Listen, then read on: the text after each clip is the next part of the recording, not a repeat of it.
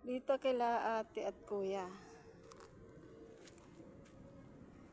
Ito lang pamumuhay nila. Ayan.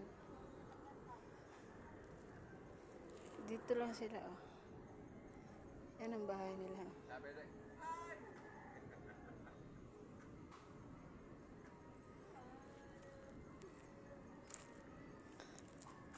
Nasa taas ako ng bundok.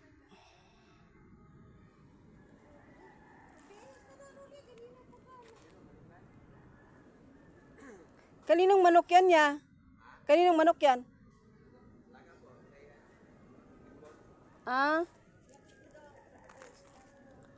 Tapos diri mo magdungag? Dili. Para buwan o. Asa man? Ay, oo. Diri lang mo magdungag ganahan. Ya, buwan nun. Hindi mo nakita. Nagpatsura niyo. Ah. Pero og bubaha dili na mo ana di ang tubig. Hindi.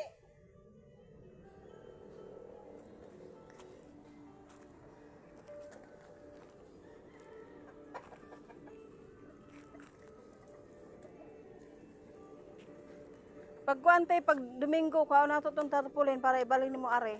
Oh. Sakop ginatanan dia oh. Nagkap niyo sa manok ba? Di ana paingon sa imong banggirahan. Apay nga sa banggaraan? Oh. Oh. Pero kinahanglan taas. Kung ano ni siya kuya itali nimo di ani og diadto oh, para anak siya. Oo. Malaki 'yon? Okay.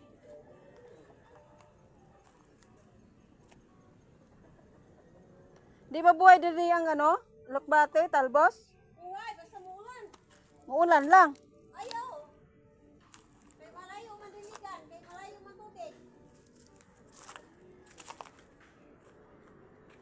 Wala man tay tubig god. Tabi-tabi po. Alas 5 na pala. Tabi-tabi. Gala ako sa mga tanim kong saging. Joke lang.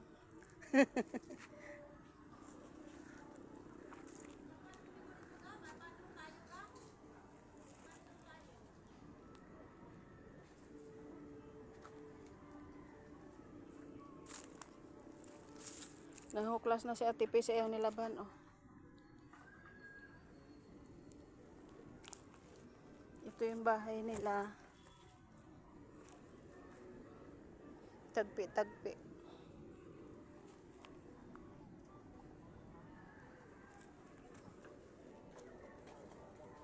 Anong tanim mo dito, ya? Anong mga tanim mo dito? Balingoy, marami? Ha? Sulat na rin. Ganina pagkasi kukuko. Ah? Yung mga ube,